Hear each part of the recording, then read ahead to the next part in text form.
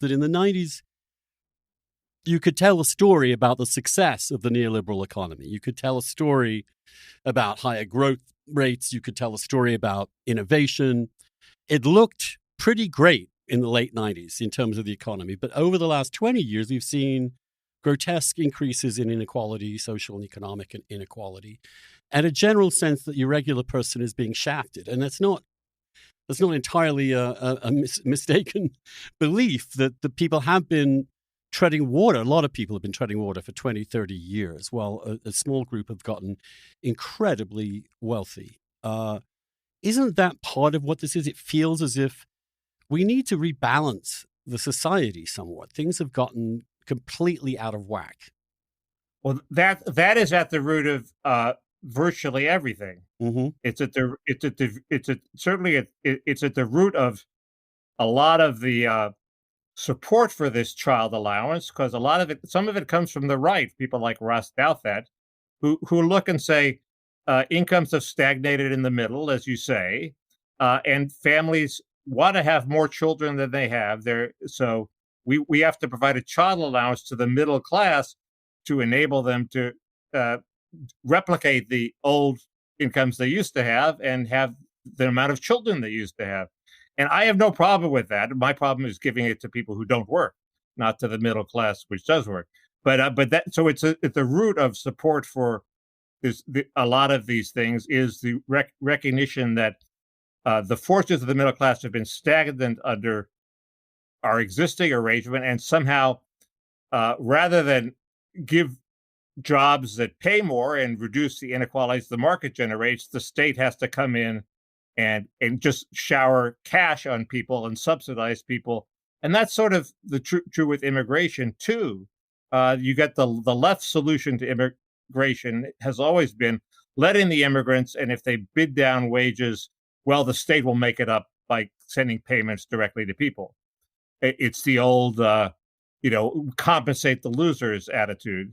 And there's a lot more compensating that has to be done in a economy where the middle class incomes are stagnant. But keep in mind, the only book I've ever written came out in '92, and it says right on the cover, incomes are increasing and there's nothing, income inequality is increasing and there's nothing we can do about it. So that was evident in '92. It was not.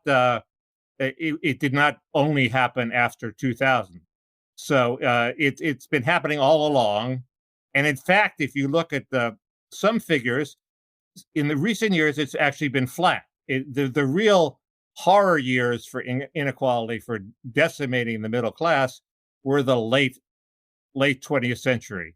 That's when the China shock happened. That's when all of our jobs were outsourced to China. And it's the fault of